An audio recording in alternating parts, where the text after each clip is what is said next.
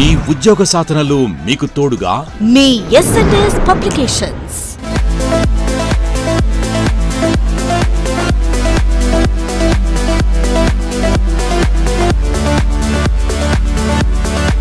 So let's start. Comprehension. What do you mean by comprehension? Comprehension is nothing but able to understand.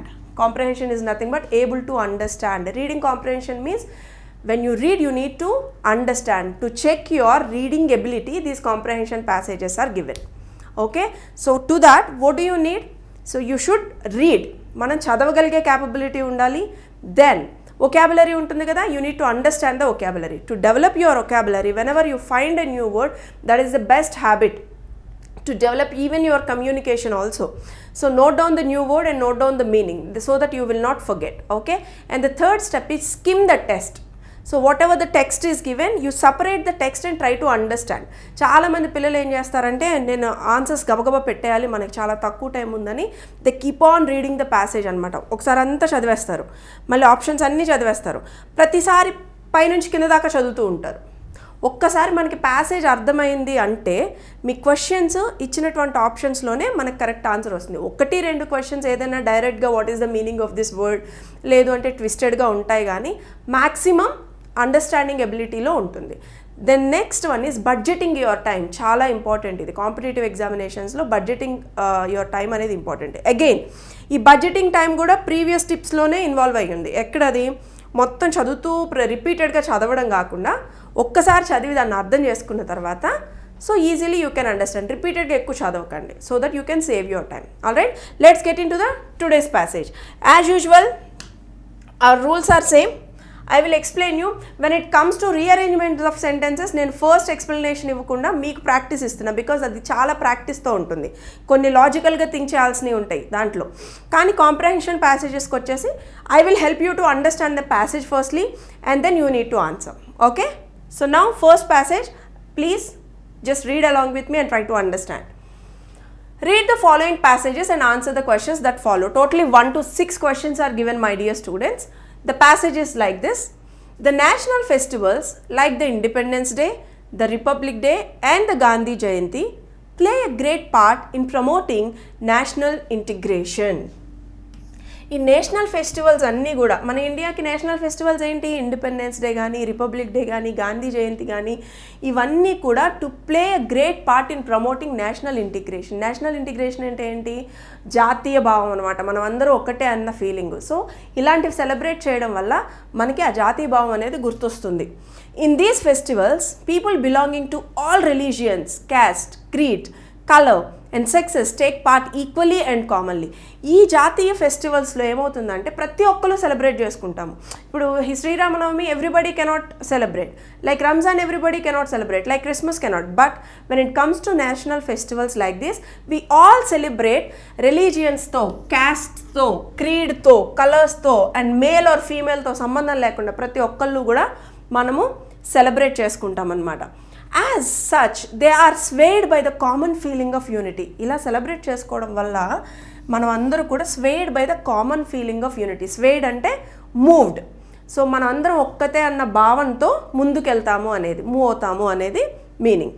Similarly the national symbols like the national flag, national anthem, national emblem act as a great binding force.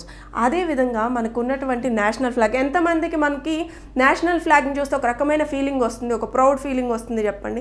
చాలామందికి వస్తుంది కదా, ప్రతి ఒక్కరికి వస్తుంది. దానికి కులంతో, మతంతో ఎవరికి సంబంధం లేదు. అలాగే ఈ నేషనల్ ఫ్లాగ్ కానీ, నేషనల్ యాంథమ్ కానీ, నేషనల్ ఎంబ్లమ్ కానీ, they act as a great binding force అనమాట. బైండింగ్ ఫోర్స్ అంటే ఏంటి, decision or a promise which we all should be obeyed. ప్రతి ఒక్కళ్ళు కంపల్సరిగా ఆ తీసుకున్న ప్రామిస్ని ఫాలో అవ్వాల్సిన ఫీలింగ్ వస్తుంది అనమాట. They binders as one nation and one country. So ఇవన్నీ కూడా మనందరినీ కలుపుగోలుగా ఉండే రకంగా ప్రయత్నిస్తున్నాయి. In times of rejoicing as well as in times of crisis they act as strong bonds to unite people belonging to different corners of countries. So ఎలాంటి ఇలా ఈ festivals కానీ ఇవన్నీ కూడా మనకి సంతోషాల్లోనూ బాధల్లోనూ మనమందరం స్ట్రాంగ్గా యునైట్గా మనందరం ఒక కంట్రీకి సంబంధించిన అన్ని కార్నర్స్ నుంచి దేశ నలుమూలల్లో ఉన్న ప్రజలందరం కూడా మనమంతా ఒకటి అన్న భావాన్ని కలుగు చేస్తాయి. Any disrespect shown to them is regarded as disrespect to the entire nation. మనం ఎదుటి మనిషి మీద చూపించేటువంటి ఏదైనా డిస్రెస్పెక్ట్ ఏదైతే ఉందో సో అదంతా కూడా ఒక నేషన్ని రిప్రజెంట్ చేస్తుంది అనేది గుర్తుపెట్టుకోండి. So my dear students, the passage is debt easy and the questions also definitely easily you can understand and answer. Now I don't think you need 1 minute time to answer the questions, but anyways we will give you, your time starts now to answer the questions. And good afternoon everyone, whoever wished me good afternoon, very good afternoon. I have seen all the message while you are answering, and let's check your answers. I hope many of you going to give me 5 thumbs ups. Let's see, what is the main characteristic about India? What do you think, what is the main quality of India? Its constitution is very rigid. Constitution మనకున్న రాజ్యాంగం very rigid అంటే fixed. People belonging to minorities are not given rights. Like minority ప్రజలు సరైన rights ఇవ్వలేదు. అసలు ఆ ప్యాసేజ్లో మనకు mention చేశారా ఈ రెండు? యూనిటీ ఇన్ డైవర్సిటీ, భిన్నత్వంలో ఏకత్వమా? లేదు డిక్టేటర్ టైప్ ఆఫ్ గవర్నమెంట్, లేదు హిట్లర్ లాగా dictator type of government. What is your answer? The right answer is unity in diversity, even as per this passage and everybody knows that. ఇది answer తెలియకపోతే మనం Indians కాదన్నట్లు. Right, I hope everybody answered. Let's see the next question. Why do people belonging to all different religions celebrate national festivals?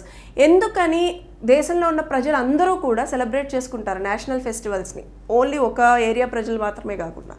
They get common feeling of unity. It is compulsory for all to celebrate national festivals, లేదంటే అది మ్యాండేటరీని అందరూ celebrate చేయాలా? Only cabinet ministers celebrate. Cabinet ministers అంటే ఎంత ఫన్నీగా ఉంది ఈ option. Wrong, none of the above, wrong. It is not compulsory. We get common feeling of unity, మనందరం ఒకటే అన్న భావాన్ని కలుగు చేస్తాయి అనమాట. Option A is the right answer to this question. 3 different colors of our national flag symbolizes about. మనకు ఉన్నటువంటి national ఫ్లాగ్లో 3 కలర్స్, 3 different కలర్స్ దేన్ని సింబలైజ్ చేస్తాయి? సాక్రిఫైస్, ట్రూత్ అండ్ ప్రాస్పరిటీ, త్యాగాన్ని, సత్యాన్ని మరియు వృద్ధిని. Education, health and religion. Moment, independence and republic. None of the above. So everybody you just remember, మనకిచ్చిన ఆప్షన్స్లో సి అని ఇచ్చారు యాక్చువల్లీ బుక్లో, కానీ ఇది wrong. Sacrifice, truth and prosperity is the right answer to this question. Option A is the right answer. Gandhi Jayanti is celebrated on October 2nd. Everybody can answer. Even in the passage also it is directly given. Option B is the right answer. Should everyone respect our national flag? ప్రతి ఒక్కళ్ళు మన national ఫ్లాగ్ని respect చేయాలా? No, it is not necessary to respect. ఎవరైనా పెట్టారా ఈ option? పెట్టలేదు కదా, సో పెట్టకండి. It is very not ethical. Yes, everyone should respect our national flag. Yes, only people belonging to political background, ఎవరికైతే పొలిటికల్ బ్యాక్గ్రౌండ్ ఉందో వాళ్ళే రెస్పెక్ట్ చేయాలా? Wrong. Everybody should respect our national flag. So option B is the right answer. The word creed has been used in the above passage, which stand for. ఈ ప్యాసేజ్లో last లైన్స్లో మనకి creed అనే word, caste, religion, creed అని use చేసాం కదా. అసలు creed అంటే ఏంటి? కవర్డ్ విత్ గ్లూ, గ్లూతో కవర్ చేయడమా? ఫిగర్ ఆఫ్ స్పీచ్ అదేమన్నా? సాడ్ అండ్ డిసప్పాయింటెడ్, బాధపడి డిసప్పాయింట్ అవ్వడమా? A set of principles or religious belief, people of all traces. ఒక రిలీజియన్కి సంబంధించినటువంటి అన్ని తరగతులకి సంబంధించినటువంటి ప్రిన్సిపల్స్, నమ్మకాలు, మతపరమైనటువంటి నమ్మకాలని మనం క్రీడ్ అన్న వర్డ్తో స్టాండ్ అవుతుంది. Option D is the right answer. So not 5 thumbs ups. If all your answers are correct, you need to give me 6 thumbs ups. Okay, very easy questions and I hope everybody might have answered, right? But it gives the good spirit. మనం అన్ని answer చేసామంటే మనకు ఒక kind of energy వస్తుంది. So అది ఎంతమంది చేశారో చూస్తాను నేను ఈరోజు. Let's see the next passage. Read along with me my dear students. Read the following passage and answer the questions that follow. 7 to 12. Totally question number 7 to 12 is given. Delhi, December 23rd. So this incident might have happened on this particular day. In what may be called another ghastly accident, 2 school boys, Ashish and Binu, were brutally mowed down by a blue line bus operating the Trilokpuri area. So ee roju December 23rd ఢిల్లీలో ఏం జరిగిందంటే another Gasly accident. Gasly అంటే ఏంటి? ఇక్కడ terrible, frightened accident జరిగిందంట. 2 school boys, Ashish and Binuwar. So ఎవరు? ఇద్దరు boys. ఎవరు వాళ్ళు? స్కూల్ బాయ్స్ అనమాట. Ashish and Binuwar brutally mowed down. Brutally అంటే క్రూయల్లీ, మౌడ్ డౌన్ అంటే కట్ డౌన్, అంటే తెగ్గబడి వాళ్ళ శరీరాలు ముక్కలు ముక్కలుగా. ఎట్లా అంట? Down by a blue line bus operating in the Trilokpuri area. ఈ ఏరియాలో తిరిగేటువంటి ఒక బస్సు గుద్దుకొని క్రాష్ అయ్యి పిల్లలు ఇద్దరు కూడా కట్ చేయబడ్డారు. It's not an accident. The boys who were on their way back home from school were walking down the road when the speeding bus, which had severed from the opposite side, ran over the two boys. The boys died incidentally. So mowed down అని ఇచ్చినప్పుడు cut down అని ఇచ్చినప్పుడు obviously 99.9% చనిపోతారు. So వాళ్ళు ఎక్కడి నుండి వస్తున్నారంటే school నుంచి రిటర్న్ అయ్యేటప్పుడు ఈ స్పీడ్గా వచ్చేటువంటి బస్సు ఏం చేసిందంటే ఇమ్మీడియట్గా క్రాష్ అయితే so ran over the two boys. ఆ bus ran over the two boys. The boys died immediately, instantly చనిపోయారు. అక్కడికక్కడే చనిపోయారు. The crowd on the busy road immediately reacted and prevented the bus driver from making his escape. ఆ crowd అన్న bus ఉంది కదా, crowd on the busy road, ఆ busy రోడ్లో జరిగింది ఆ యాక్సిడెంట్. ఆ చుట్టుపక్కల ఉన్న జనం అందరూ కూడా ఇమ్మీడియట్గా రియాక్ట్ అయ్యి prevented the bus driver from making his escape. Prevented అంటే అతన్ని ఆపు చేశారు. అతను ఎస్కేప్ అయిపోవడానికి, తప్పించుకోవడానికి ట్రై చేస్తున్నాడు అనమాట బస్ డ్రైవర్, కానీ ఇమ్మీడియట్గా అతన్ని ఆపడానికి ట్రై చేశారు. The angry mob pulled him out and beat him brutally. The angry mob అంటే ఏంటి, ఇక్కడ ఉన్నటువంటి ప్రజలే, ఆ క్రౌడ్ ఎవరైతే ఉన్నారో ఇతను తప్పించుకోవడానికి ప్రయత్నించేటప్పటికి క్రూయల్గా అయిపోయారు. పసిపిల్లలు చనిపోతే ఎవరికైనా రియాక్ట్ అవుతాం కదా, సో అతని ఇర్రెస్పాన్సిబిలిటీ వల్ల కదా ఇమ్మీడియట్గా అతన్ని బస్లో నుంచి బయటికి రాగి బీట్ హిమ్ బ్రూటల్లీ, చాలా క్రూరంగా కొట్టారు. He is languishing in a hospital. Languishing here అంటే weekend and taking a treatment in a hospital. Meanwhile, an FIR has been lodged with the local police station. ఈ సైమల్టేనియస్గా ఏం జరుగుతుంది, FIR నోట్ అవుతుంది కదా జరగగానే, so FIR note చేసుకున్నారు. The bus has been impounded and the driver's license too has been confiscated. So impounded and confiscated అంటే అతని బస్ని మరియు అతని యొక్క లైసెన్స్ని సీజ్ చేసేసారు. The SP traffic has ordered an inquiry against the driver and the owner of the bus. ఇమ్మీడియట్గా అక్కడ ఉన్నటువంటి inspector ఏం చేశారు, అతను డ్రైవర్ మీద, ఆ ఓనర్ ఆఫ్ ద బస్ మీద, ఇద్దరి మీద కూడా ఎంక్వైరీ స్టార్ట్ చేశారు. The parents of the two boys are inconsolable. ఆ బాయ్స్ యొక్క ఇద్దరు పేరెంట్స్ కూడా ఇన్కన్సోలబుల్ అంటే ఎవరి తరం కాదనమాట వాళ్ళని ఓదార్చడం. కన్సోలబుల్ అంటే ఓదార్చగలిగేటువంటి సిచ్యువేషన్. ఇన్కన్సోలబుల్ అంటే ఎవరు వాళ్ళను ఓదార్చలేరు. So this is what the passage is, my dear students. So you understood the hard words in the passage, you understood the whole passage also. So now it's time to answer the questions. Let's see. The word ghastly has been used in the above passage, which stand for. So ghastly accident ante enti, word ain't stand. Very frightening and unpleasant, chala bhayankaramayinatuvanti unpleasant. Looking or surrounding like a ghost general ga ghastly anangane పిల్లలకి అర్థం కాక దీనికి వెళ్ళిపోతారు. ఈ option wrong. Not like a ghost. A small train on fun fare unlikely to cause damage. ఈ option right అవ్వచ్చు, కానీ frightening అనమాట. ఎగ్జాక్ట్ మీనింగ్ వచ్చేసి frightening and unpleasant. Option A is the right answer. When I was explaining I'm directly giving answers. Next time onwards I don't give direct answers, but indirectly I will tell you. Next one, why did the boys die instantly. ఎందుకని వాళ్ళు సడన్గా చనిపోయారు? Why? They died instantly because they were brutally mowed down by a bus. Because both the children were very weak. వాళ్ళిద్దరు వీక్గా ఉండడం వల్ల doctors could not play any significant role. That is why they died instantly. Doctors ఎలాంటి role play చేయలేదా? No, none of the above. So they died instantly because Ashish and Binu were brutally mowed down by a bus. So option 1 is the right answer. Option A. Why did people appear to be against the driver. ఎందుకని అక్కడ చుట్టుపక్కల ఉన్న ప్రజలందరూ కూడా డ్రైవర్కి అగెనెస్ట్గా ఉన్నారు? ఎందుకు? The reason is clear. People were unhappy with him from the last few months. No, people had no options left with them, that is why they became against the driver. లేదా జనాలందరికీ ఏ ఆప్షన్ లేక against అయ్యారా? No, driver were irresponsible for his negligence and carelessness. అతని యొక్క నిర్లక్ష్యము మరియు carelessness కారణం కాబట్టి అక్కడ ప్రజలందరూ కూడా అతని మీద అగెనెస్ట్గా ఉన్నారు. Option C is the right answer. Words like crowd and mob, here we discussed the crowd and the mob have been used in the above passage. What is the difference between these two? ఆ రెండింటికి మధ్య difference ఏంటి?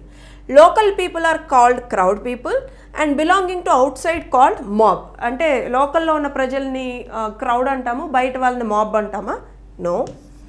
Male members are called crowd whereas female members are called mob. అంటే మగ మనుషులనేమో crowd అంటాము, ఆడ మనుషులనేమో మాబ్ అంటాము. Wrong. There is no difference between the word. అసలు డిఫరెన్స్ లేదా ఆ రెండింటికి? ఉంది. What is the difference? Sudden gathering of people is called crowd. సడన్గా కొంతమంది జనం గుమ్ముగూడితే వాళ్ళని క్రౌడ్ అంటాం. అదైనా కొంతమంది జనమే, ఇదైనా కొంతమంది జనమే. కానీ large violent crowd is called mob. ఆ తర్వాత డ్రైవర్ ఎస్కేప్ అయిపోయేటప్పుడు అక్కడ ఉన్నటువంటి క్రౌడే మాబ్గా తయారయ్యారు to prevent him. So option D is the right answer to this question. FIR stands for, what is the full form of FIR? So police స్టేషన్కి వెళ్ళగానే first FIR అంటూ ఉంటాం కదా, దానికి ఫుల్ ఫామ్ ఏంటి? Frequent information report? No, not frequent. Wrong. So what exactly the meaning? First information report, for information report. Wrong. Failure information. It is first information report. అసలు first ఏం జరిగిందా అనేది information ఇస్తాం కదా మనం, FIR అనేది, అది first information report. Option 2 is the right answer, B. Confiscation of driver's license was whether a good decision or a bad decision? మీ ఆన్సర్ ఏంటి? అసలు ఇట్లాగా దాన్ని కన్ఫిస్కేటెడ్ అంటే ఏంటి, మీనింగ్ ఏంటి? స్క్వీజ్ చేయడం అనమాట, అతన్ని సీజ్ చేయడం, అతని యొక్క లైసెన్స్ని హోల్డ్ చేయడం. So good decision, as careless driver should not be given permission to drive on road. మీ ఉద్దేశం ఏంటి? అది మంచి డెసిషనా, రాంగ్ డెసిషనా? Bad decision, as he will lose to get his source thing with income. లేదు, అది ఒక రాంగ్ డెసిషన్, ఎందుకంటే అతనికి ఇన్కమ్ సోర్స్ పోతుంది కదా అని. ఎవరు చెప్తారు? ఇద్దరు పసిపిల్లల ప్రాణాలని కేర్లెస్గా తీసుకునే డ్రైవర్ని లైసెన్స్ హోల్డ్ చేస్తే అది డెఫినెట్గా బ్యాడ్ డెసిషన్ అవ్వదు. Bad decision, as he can forget the art of driving. లేదు, అతను మర్చిపోవడం వల్ల none of the above. It's a good decision because careless drivers అందరికి కూడా ఒక పనిష్మెంట్ లాంటిది, మిగతా వాళ్ళు అర్థం చేసుకుంటారు కాబట్టి option A is the right answer to this question. Now tell me how many of you answered all the questions perfectly. Give thumbs up to yourself. Congratulations. Next, let's see the next passage. You keep on messaging, and now time for you to understand the next passage. Totally 13 to 18 questions are given on this passage. Let's see. The Indian women won the inaugural Asian Cricket Council's Women T20 Asia Cup, beating Pakistan by 18 runs in the final on October 31st, 2012 in Guangzhou. So this is the place, this is the year, this is the date, and how many runs? This is the runs. The Indian women won. The Indian women గెలిచారు. దేని మీద అంట? ఎక్కడ? Inaugural Asian Cricket Council's women T20. So inaugural అంటే ఏంటి? What is the meaning of inaugural? The first and very important. Okay, the first and important inaugural Asian cricket కౌన్సిల్లో పాకిస్తాన్ మీద Indian women ఎన్ని రన్స్తో గెలిచారంట? 18 రన్స్తో. ఎప్పుడు జరిగిందంట అది? October 31st, 2012. ఎక్కడ? గువాంజోలో జరిగిందనమాట.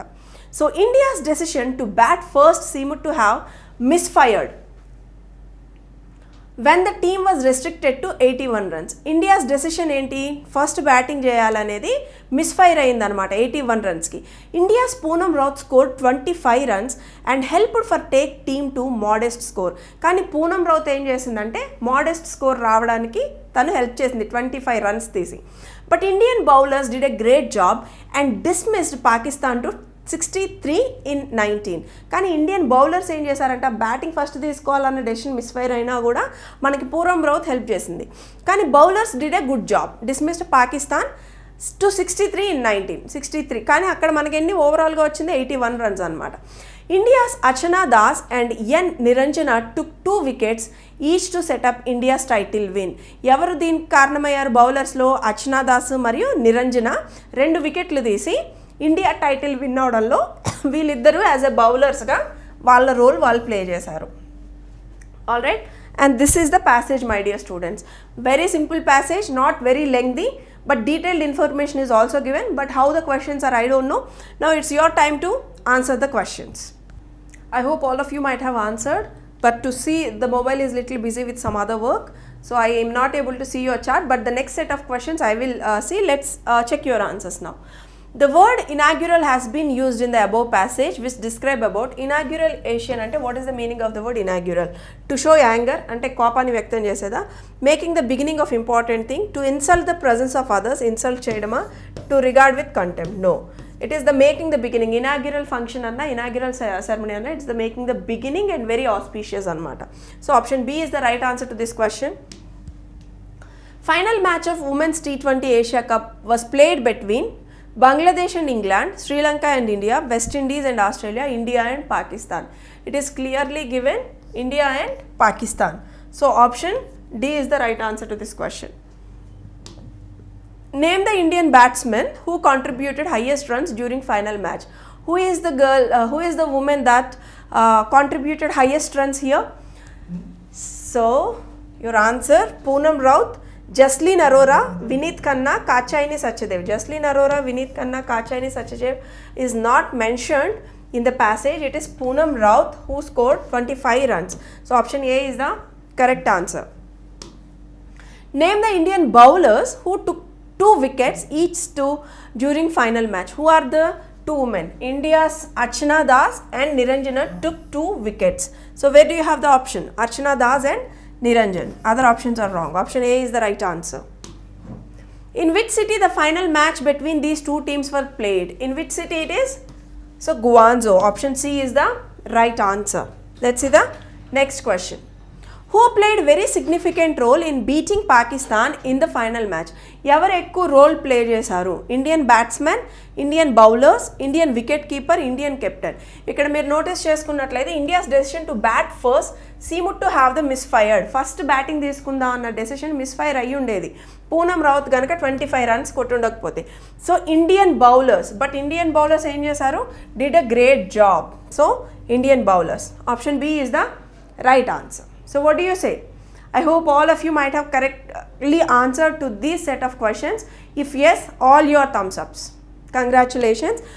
Don't you think so that you are enjoying reading the passages and you are understanding the passage? Oka passage ni ardham cheskunte enta easy avutundo kada answer cheyadam. Let's see the next passage. This seemed to be a big passage, but whether we can understand or not, let's see. Mohandas Karamchand Gandhi was the greatest leader of modern India. So Mohandas Karamchand Gandhi ji is the greatest leader, there is no doubt about it. He was a great political worker. He was born on October 2nd, 1869 at Porbandar in Kathiawar. So Gandhiji మనకి great leader కాకుండా గొప్ప రాజకీయవేత్త. ఆయన ఎక్కడ పుట్టారంట, ఎక్కడ, ఏ ప్లేస్లో, ఎప్పుడు పుట్టారు? October 2nd, 1869లో Porbandar ఖతియావార్లో ఆయన జన్మించారు. His father Karamchand Gandhi was the Diwan of Kathiawar state. ఆయన కరమ్చంద్ గాంధీ వాళ్ళ ఫాదర్ ఏం చేసేవాళ్ళంట? దివాన్గా వర్క్ చేసేవాళ్ళంట కతియావార్ స్టేట్కి. The young Gandhi was an ordinary boy. He was married at the age of 13. So young Gandhi చాలా, ఇప్పుడు మనం గాంధీజీ గురించి ఇంత గొప్పగా చెప్పుకుంటున్నాం. యంగ్ గాంధీ చాలా ఆర్డినరీ బాయ్. ఆయనకి 13 ఇయర్స్లో మ్యారేజ్ అయింది. After passing the matriculation examination in India, he went to England for higher studies and came back as a barrister. Matriculation pass అయిన తర్వాత ఆయన హయ్యర్ స్టడీస్ కోసం ఇంగ్లాండ్ వెళ్ళారంట. ఇంగ్లాండ్ వెళ్ళి అక్కడ బారిస్టర్ ఫినిష్ చేసి తిరిగి వచ్చారనమాట. Gandhiji started his public life in Africa, where he went as a lawyer to plead the case of a Parsi firm. So firstly Gandhiji public life అంటే ఆయన చదువు అయిపోయిన తర్వాత ఆయన పబ్లిక్ లైఫ్ ఎక్కడ స్టార్ట్ చేశారు? యాజ్ అ లాయర్గా ఆఫ్రికాలో స్టార్ట్ చేశారనమాట. There he started satyagraha against the policy of racial discrimination. So అక్కడ ఆయన ఆఫ్రికాలో రేషియల్ డిస్క్రిమినేషన్కి సంబంధించినటువంటి సత్యాగ్రహంలో పాల్గొన్నారు. What you mean by racial discrimination అంటే ఒక మతానికి సంబంధించింది, ఒక కులానికి సంబంధించింది కాకుండా ఒక రంగుకు సంబంధించి కూడా అక్కడ గొడవలు పడేటువంటి సిచ్యువేషన్ ఉంది. Racial discrimination based on the skin and colour. So South African government. He succeeded in his mission there. He returned to India in 1950 and joined the National Congress and soon become one of its greatest leaders. ఆ తర్వాత అక్కడికి సత్యాగ్రహం అంతా పూర్తి చేసుకొని అక్కడ prove చేసుకున్న తర్వాత ఆయన ఇండియా రాగానే నేషనల్ కాంగ్రెస్ పార్టీలో జాయిన్ అయ్యి, and we know the history. So right, he become a great leader. He dominated the Indian politics from 1919 to 1947. ఆయన ఇండియా వచ్చిన తర్వాత 19 to 47 ఇండియన్ పాలిటిక్స్ని ఏలారనమాట. This period is rightly called the Gandhian era. అసలు ఆ కాలాన్ని మనం ఏం చెప్పుకోవచ్చు అంటే గాంధీయన్ ఎరా అని కూడా చెప్పుకోవచ్చు. In the history of India, he led the national movement during the period, gave it a new turn, character and meaning of the movement.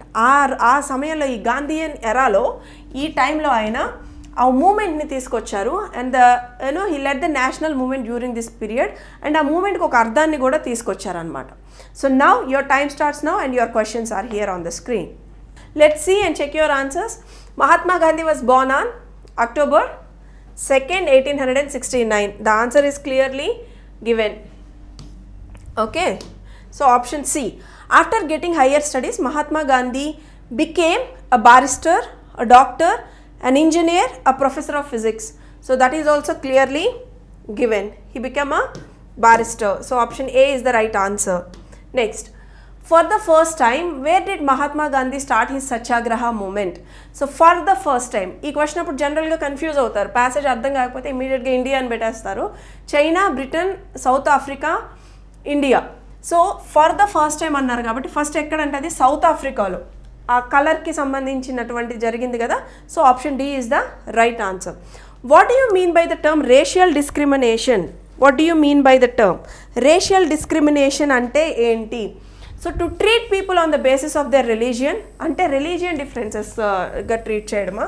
To treat people on the basis of their economic status, వాళ్ళ ఆర్థిక పరంగా ఉన్నటువంటి స్థితిగతులను బట్టి treat చేయడమా? To treat people on their qualification? No. To treat people on the basis of the colour of their skin. So colour of their స్కిన్ని rational discrimination అంటారు. Option D is the right answer to this question. Gandhian era is called from the period to 1919 to 1947, 1930 to 1915, 1920 to 19. Gandhian era. Let's get back to the passage and see 1919 to 1947. Where do you have the option 1919? Option A is the right answer. After spending a long period in Africa, Mahatma Gandhi came to India. When did he come to India? So let's see the passage. He returned to India in 1915. So where do you have the option there? Option D is the right answer. I hope I am going to get all thumbs ups. All answers are correct, I hope. Congratulations to the students.